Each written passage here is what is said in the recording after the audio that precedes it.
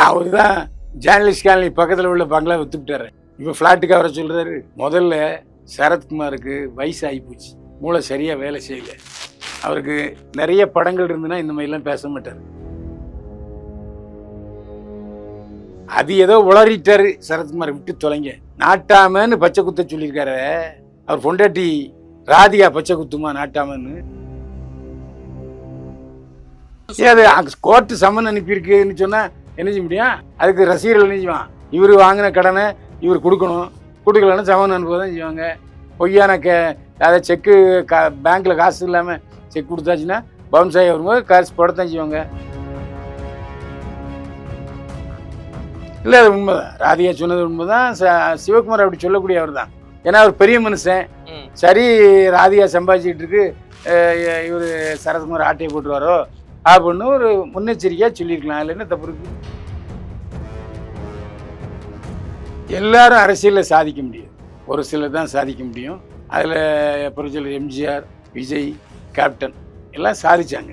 ஏன்னா கேப்டன் எதிர்க்கட்சி தலைவராக இருந்தார், புரட்சியாளர் எம்ஜிஆர் முதலமைச்சரானார், தளபதி ஜோசப் விஜய் முதலமைச்சராக இருக்கார். இதில் சிவாஜி கணேசன் தோத்தார். அப்புறம் எத்தனை பேர் வந்தாங்க நடிகர்கள், எத்தனை பேர் கட்சி ஆரம்பிச்சாங்க? கார்த்திக் அவர்களாக இருக்கட்டும், டிஆர் அவர்களாக இருக்கட்டும், பாக்கியராஜ் அவர்கள், கமல்ஹாசன் அவர்கள் கூட இருக்கலாம். நீங்களே சொல்கிறீங்க. அப்புறம் என்ன, எல்லாரும் எம்ஜிஆர் ஆக முடியாது, எல்லாரும் ஜோசப் விஜய் ஆக முடியாது.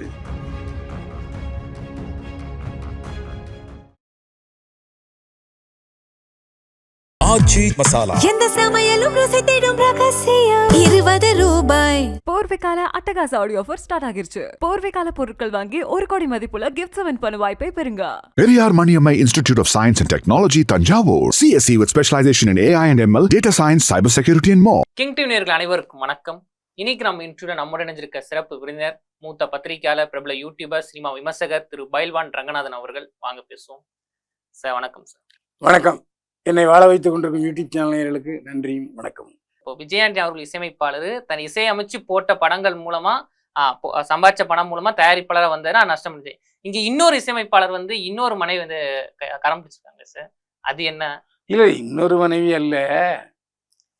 அதாவது நம்முடைய இப்போ முன்னேறிட்டு வர்ற இசையமைப்பாளர் சந்தோஷ் நாராயணன். அவர் ஒரு படத்தில் டான்ஸ் எல்லாம் ஆடிருக்கார், சூர்யா படத்தில். அவருடைய மனைவி மீனாட்சி ஐயர், அவங்க ஒரு 1.5 வருஷத்துக்கு முன்னாடி ஃப்ரெஷ் ஷோவுக்கு வந்தாங்க. நான் அதை பார்த்தேன். என்னடா இது, 2 பேரும் கொஞ்சம் வித்தியாசம் தெரியுது. ஏன்னா அவங்க அவ்வளோ அழகாக இருப்பாங்க. அவருடைய மகள் பேர் தீ. அந்த மாதிரி பெரிய பின்னணி பாடகி. அவங்களும் ஒரு காதல் சொல்லியை சந்தித்தாங்க. அது ஒரு தனி கதை, தனி எபிசோடாக பேசலாம். சமீபத்தில் அந்த கல்யாணி ஐயரே பேட்டி கொடுத்துருக்காங்க. என்னுடைய கணவர் வந்து ரொம்ப தியாகி, நான் தீய மகளாக கையில் வச்சுருந்தேன், என் புருஷன் டிவோர்ஸ் பண்ணிட்டாரு. அப்போது என்னுடைய மகளையும் என்னை அவருடைய மனைவியாகவும் என்னுடைய அவருடைய மகளையாகவும் ஏற்றுக்கொண்டார் சந்தோஷ் நாராயணன். இன்னைக்கு வரைக்கும் அந்த அன்பும் பாசமும் குறையவே இல்லை. அவரை நான் கையெடுத்து கும்பிட்றேன்னு சொன்னார் மீனாட்சி ஐயர். இது வரைக்கும் சந்தோஷ் நாராயணன் இதை பற்றி சொல்லவே இல்லை. இத்தனை வருடங்களுக்கு அப்புறம் மீனாட்சி ஐயர் சொல்லியிருக்காங்க. சந்தோஷ் நாராயணன் கேரளாக்காரர், இந்தம்மா ஐயர் பாப்பாத்தி, கலப்பு திருமணம். இப்போ சந்தோஷ் நாராயணன் வந்து பல படங்களுக்கு வந்து இயற்கையான இசையமைக்கக்கூடியவர். சில படங்களுக்கு வெஸ்டர்ன் மியூசிக்கும் போடுறாரு. வளர்ந்து வருகிற முன்னணி இசையமைப்பாளர்கள் சந்தோஷ் நாராயணன் ஒரு. இத்தனை நாள் கழிச்சு, இத்தனை வருஷங்கள் கழிச்சு மீனாட்சி இந்த ஓப்பன் டாக் சொல்றதுக்கு என்ன காரணம்? இப்போ நீங்களே அவரே வந்து எதுவும் சொல்லாம தான் இருந்தாரு, ஆனா இவங்க சொல்லியிருக்காங்க, என்ன காரணம் ஐயா? எங்க மனசுக்குள்ள ஒரு இடத்துல ஒரு ஆழத்துல இந்த அரிப்பு இருந்துகிட்டே இருக்கும். அதை சொல்லிட்டோம்னா அந்த வெயிட்டை இறக்கி வச்ச ஒரு சந்தோஷம் அந்த அம்மாவுக்கு, அவ்வளோதான். இப்போ அந்த அம்மாவே சொன்னதுனால இதை நாம் வந்து எதையுமே விமர்சிக்கக்கூடிய சூழல்ல இல்லை. ஓகே, இது அவங்க மகள் தீ அவங்களுக்கு தெரியும், ஏன்னா அவங்க குழந்தையா இருந்திருப்பாங்க. அது இப்போ வந்து அவங்க அம்மா சொல்ல கேட்டிருக்கலாம். இது அப்போ இதை பார்த்த பிறகு அவங்களுக்கு என்ன செய்யணும்? ஒன்றும் ஆகாது, உண்மையாகாது. ஆமாம். ஏன்னா தீ வந்து அப்பான்னு சந்தோஷ் நாராயணன் சந்தோஷமா கூப்பிடுறாங்க, வாழ்றாங்க. அதுலயே நம்ம பற்ற வைக்கணும்? நல்லா இருந்துட்டு போட்டுமே, எல்லாத்தையும் விமர்சிக்கணுமா? ஐயா சரியா சொன்ன, எல்லாமே விமர்சனம் பண்ணணுமா அப்படின்னு ஒரு கேள்வி கேட்டீங்க, அருமையா. ஆனா இங்க நடிகர் சரத்குமார், நடிகரும் அரசியல்வாதியுமாகிய சரத்குமார் அவர்கள் வந்து ஒரு விஷயம் ஒன்று சொல்லியிருக்காரு, நீங்களே கேட்டிருப்பீங்க. நாட்டாமன் பச்சை குத்துங்க, அப்பதான் வந்து நீங்க வந்து நம்ம ஃபேமிலின்னு தெரியும். என்னோட பிறந்த நாளைக்கு நீங்க பச்சை குத்துட்டு வந்தீங்கன்னா எங்க வீட்டு நீங்க யாரோனா வரலாம் அப்படிலாம் சொல்லியிருக்காரு. இதை நீங்க எப்படி பாக்குறீங்க? இதை விமர்சனம் பண்ணலாம் இல்லையா? அவர்தான் ஜேர்னலிஸ்ட் காலனி பக்கத்தில் உள்ள பங்களா வித்துக்கிட்டாரு. இப்போ ஃப்ளாட்டுக்கு அவரை சொல்றாரு. முதல்ல சரத்குமாருக்கு வயசு ஆகி போச்சு, மூளை சரியா வேலை செய்யல. அவருக்கு நிறைய படங்கள் இருந்துன்னா இந்த மாதிரிலாம் பேச மாட்டார். ஐயா, இப்ப பட வாய்ப்பு இல்லாம வீட்டுல இருக்கான்னு சொல்றீங்க நீங்க? அவன் அதனால தான் இப்படி பேசுறாரு. என்னை பார்க்க வந்தா நாட்டாமன்னு பச்சை குத்திட்டு வான்னு. இவர் என்ன புரட்சியில் எம்ஜிஆரா? அவர் கூட யாரையும் வற்புறுத்தலை. என்னை பார்க்கணுன்னா பச்சை குத்திட்டு வான்னுலாம் சொல்லலை. கண்டே பச்சை குத்தலை, அமைச்சர் எட்மண்ட் பச்சை குத்தலை, அதெல்லாம் எனக்கு தெரியும். அது ஏதோ உளறிட்டாரு சரத்குமார், விட்டு தொலைங்க. நாட்டாமன்னு பச்சை குத்த சொல்லியிருக்காரு. அவர் பொண்டாட்டி ராதிகா பச்சை குத்துமா நாட்டாமன்னு? போயா வேலையை பார்த்துருன்னு சொல்லிடும். இல்ல அவங்க மகள் குத்துவாங்களா? என்னப்பா லூஸ் மாதிரி விளையாடிட்டு இருக்க, எந்த காலத்தில் இருக்கு நீ அப்படின்னு கேட்டுருவாங்க. அதனால பாவம் சரத்குமார் ஏதோ வயசான காலத்தில் புலம்பி தள்ளுறாரு, விட்டு தள்ளுங்க. ஐயா பாவம் நீங்க சொல்றீங்க, சரிங்க. ஆனா இவர் மேல வந்து சில செக் மோசடிலாம் வழக்கு வந்து இப்போ பேசிட்டு இருக்கு. நிறைய மோசடி வழக்கெல்லாம் இருக்குங்க. இவர் மேல நிறைய இருக்குங்களா? இருக்கு. என்ன சமீபத்தில் கூட ஒரு மோசடி வழக்கில் போகலன்னு சொல்லி சைதாப்பேட்டை கோர்ட்டுக்கு 2 கோடி பணம் இவர் வாங்கியிருந்தாரு, அது பத்தி செக் கொடுத்தது. சைதாப்பேட்டை கோர்ட்டுக்கு சமன் அனுப்பியிருக்காங்க. இதெல்லாம் அவரு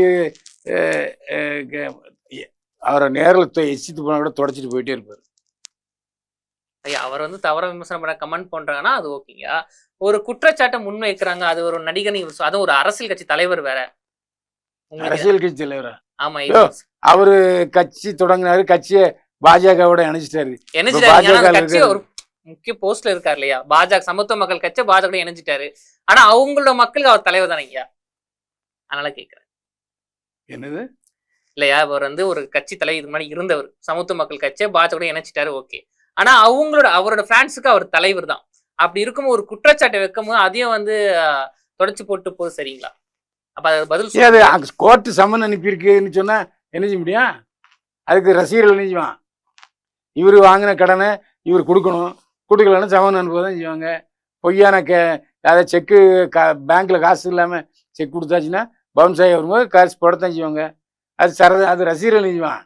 சரிங்க. அதே மாதிரி வந்து இந்த நாட்டார் சமூகத்தை மக்கள் வந்து ஏமாத்திருக்காரு. முக்கியமா இந்த காமராஜ் அவர்கள் வந்து மணிமண்டபம் கட்டுறேன்னு சொல்லி ஒரு பணம். நாடார் சமுதாய மக்கள் அவர் ஒன்றும் ஏமாத்தலை. இல்ல இந்த மாதிரி தகவல்லாம் வருது இல்லையா? நாடார் சமுதாய மக்கள் யாரும் ஏமாறுறதுக்கான இழிச்சவாயம் இல்லை. எல்லாம் புத்திசாலிகள், வியாபாரிகள், கோடீஸ்வரர்கள், நல்லா சந்தோஷமா இருக்காங்க. ஏமாத்த மாட்டாங்க, ஏமாற மாட்டார்கள். இவர் வந்து இவர் தான் நாடார் சமுதாயத்துக்கு துரோகம் பண்ணிட்டாரே தவிர அவங்க பாவம் ஜென்டில்மேன் தான். இவன் தமிழ்நாடு மெர்கண்டல் வங்கி விஷயத்துல ரொம்ப தில்லுமுல்லு நாடகம் ஆடி விட்டார் சரத்குமார். என்ன பண்ணாருங்க சொல்றீங்களா? ஆமா, அதை மீட்டு தரேன்னு சொன்னாரு, ஆர்ப்பாட்டம் பண்ணாரு. உடனே அந்த சமயத்துல முதல்வர் கலைஞர் இருந்தாரு, கூப்பிட்டு எம்பி உதவி கொடுத்தாரு, எல்லாத்தையும் விட்டுட்டாரு. ஏன் அதை நீங்க சொன்னீங்க அவர் வந்து அவர் சமூக துரோகம் பண்றாரு அப்படின்னு? என்ன காரணம், எதனால அப்படி பண்றாரு? அது அவர்கிட்ட தான் கேட்கணும். துரோகம் பண்ணாருங்கிறது தெரியும், காரணம் அவர்கிட்ட தான் கேட்கணும். சரிங்க. அதேமாதிரி நடிகர் சிவகுமார் அவர்கள் வந்து ஒரு பேட்டி ஒன்று சொல்லியிருந்தாரு. என்னன்னா வந்து அவரை வச்சு ஒரு விஷயம் சொல்லியிருந்தாங்க. என்னன்னா ராதிகா அவங்கள்ட்ட என்ன சொன்னாங்கன்னா, அதாவது சரத்குமார் நம்பாதீங்க, உங்க சொத்தெல்லாம் அவர் அழிச்சிருவாரு அப்படின்ற ஒரு இன்டர்வியூ நம்ம பார்த்துருப்போங்கய்யா. அது உண்மையா? இது என்னது இது? இல்லை, அது உண்மைதான். ராதிகா சொன்னது உண்மைதான். சிவகுமார் அப்படி சொல்லக்கூடிய அவர் தான். ஏன்னா அவர் பெரிய மனுஷன். சரி, ராதிகா சம்பாதிச்சுட்டு இருக்கு, இவர் சரத்குமார் ஆட்டையை போட்டுருவாரோ அப்படின்னு ஒரு முன்னெச்சரிக்கையாக சொல்லியிருக்கலாம். அதில் என்ன தப்பு இருக்கு? ஆனால் ராதிகா கோவப்பட்டாங்க. என் வீட்டுக்காரர் அப்படிலாம் சொல்லாதீங்க, அவர் அப்படிலாம் செய்யலைன்னு சொன்னாங்க. இதை ராதிகாவே தான் சொன்னாங்க. இப்போ ஏமாத்துறான்னு சொல்றீங்களா? அதாவது ஏன்னா தப்பான பழக்கத்துல பணத்தை விட்டு அது சொன்ன அர்த்தங்களா, இல்லை என்ன அர்த்தம்? ஏன்னா நீங்களே அவர் டைரக்டா சொன்னாரு, அரசியல்ல இருக்காரு, அதனால செலவு அதிகமாகும், நீ சம்பாதிச்ச பணத்தை அரசியல்ல விட்டுற போறாரு அப்படின்னு முன்னெச்சரிக்கையா சொன்னார் சிவகுமார் சார் ராதிகாட்ட. சரிங்க. இப்போ நிறைய நடிகர்கள் வந்து இந்த சினிமா துறையில அரசியலுக்கு போய் சில பேர் சாதிச்சிருக்காங்க, சில தோல்வி அடைஞ்சிருக்காங்க. அப்படி பார்க்கும் சினிமா துறையில டபுள் வேடங்கள் அதிகமாக நடிச்சுன்னு பார்த்தா இவர் தாங்கய்யா. ஆனா அப்படிப்பட்ட இவர் இந்த அரசியலுக்கு வரும்போது அந்த அளவுக்கு வந்து வெற்றி அடையலையோ அப்படின்ற ஒரு கேள்வி வருது இல்லைங்க. அதை நீங்க எப்படி பாக்குறீங்க? ஏன்னா நீங்களே சொல்லுங்க ஸ்டார்டிங் இவனா எம்ஜிஆரா பச்சைலாம் குத்த சொல்றாரு அப்படின்னு. ஆனா எம்ஜிஆர் அவர்களை பார்த்து நிறைய பேர் இம்ப்ரெஷன் ஆகி அரசியல் வந்திருக்காங்க. இவர் வந்து அதுல சாதிக்க முடியல. அது எப்படி பாக்குறீங்க? எல்லாரும் அரசியலில் சாதிக்க முடியாது. ம். ஒரு சிலர் தான் சாதிக்க முடியும். அதில் புரட்சியாளர் எம்ஜிஆர், விஜய், கேப்டன் எல்லாம் சாதிச்சாங்க.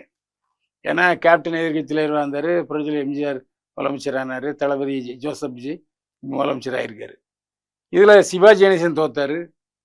அப்புறம் எத்தனை பேர் வந்தாங்க நடிகர்கள், எத்தனை பேர் கட்சி ஆரம்பிச்சாங்க? கார்த்திக் அவர்களா இருக்கட்டும், டிஆர் அவர்களா இருக்கட்டும், பாக்கியராஜ் அவர்கள், நீங்களே கமல்ஹாசன் அவர்கள் கூட இருக்கலாம். நீங்களே சொல்கிறீங்க. அப்புறம் என்ன, எல்லாரும் எம்ஜிஆர் ஆக முடியாது, எல்லாரும் ஜோசப் விஜய் ஆக முடியாது. அதுக்கு உழைப்பு வேணும், மக்களுடைய நம்பிக்கை பெறணும். இப்ப இப்போ இவர் கமல்ஹாசன் நம்பிக்கை பெறலை. அது இவர் அவர் நம்பிக்கை சுத்தமா பெறலையா சரத்குமார்? ஏன் நீங்களே அவர் சமூகத்தை இவர் மிகப்பெரிய துரோகம் பண்ணிட்டாரு அப்படின்னு சொன்னீங்க. ஆமாம், அவர் கட்சி நடத்த முடியல, கட்சி நடத்தினா காசு செலவாகுன்னு சொல்லிட்டு தானே பாஜக போனது. நடராத்தில் கூப்பிட்டு ராதிகாவை கேட்டார், போய் தொலையான்னு சொல்லிச்சு, போயிடுச்சு. முக்கியமா அதை இப்ப நீங்களே நான் கேட்கறது முன்னாடி சொல்லிட்டீங்க. இந்த மாதிரி சரத்குமார் அவர்கள் வந்து இனிமேல் பச்சை குத்திக்கோங்க, அப்பதான் நான் வந்து பார்க்க முடியும்னு சொன்ன விஷயங்களா இருக்கட்டும், கட்சி ஆரம்பித்த பேர்ல வந்து ராதிகாவோட சொத்தை அழிச்சதா இருக்கட்டும், இப்படி தொடர்ந்து சில நேரங்களில் வந்து ராதிகா அவர்களுக்கு வந்து ஒரு தலைவலியை கொடுக்குறாரோ அப்படின்னு ஒரு கருத்து வரை வெளியே வருது இல்லைங்க. இதெல்லாம் பாவம் ராதிகா அவர்கள் ஏன் நினைக்கிறாங்க? லூஸுன்னு நினைக்கிறேன், வேற என்ன. சரி, தெரியாமல் கட்டிக்கிட்டோம், சரி இவ்வளோ நாள் அட்ஜஸ்ட் பண்ணால் தொடர்ந்து மீத நாட்களையும் கழிச்சிட்டு போவோம்னு நினைக்கலாம். வேற என்ன செய்ய முடியும்? ஏன்னா யாருக்குமே 3 புருஷனை விட்டுட்டாங்க, செத்து போயிட்டாங்க. அவங்களும் ஒருத்தர் உயிரோடு இருக்காரு. அப்படி இருக்கும்போது சரி ரைட்டு, இனி ராதிகா சரத்குமார்ங்கிறது எஸ்டாப்ளிஷ் ஆகிட்டு, அதை அப்படியே சஸ்டெயின் பண்ணணும்னு நினைக்கலாம். வேற எதுவும் இல்லை. நன்றிங்கயா, இவ்வளவு நேரம் எங்க கூட இப்ப இணைஞ்சி பல கேள்விகளுக்கு பல பதில்களை கொடுத்தீங்க. நன்றி. தொடர்ந்து பேசுவோம். மீண்டும் சந்திப்போம். வாழ்க வளமுடன். ஆச்சி மசாலா. எந்த சமையலும் ருசி தேடும் ரகசியம் 20 ரூபாய். போர்வைக்கால அட்டகாச ஆடியோ ஆஃபர் ஸ்டார்ட் ஆகிருச்சு. போர்வைக்கால பொருட்கள் வாங்கி 1 கோடி மதிப்புள்ள கிஃப்ட்ஸ் வின் பண்ண வாய்ப்பை பெறுங்க. Periyar Maniammai Institute of Science and Technology, Tanjavur. CSE with specialization in AI and ML, data science, cybersecurity and more.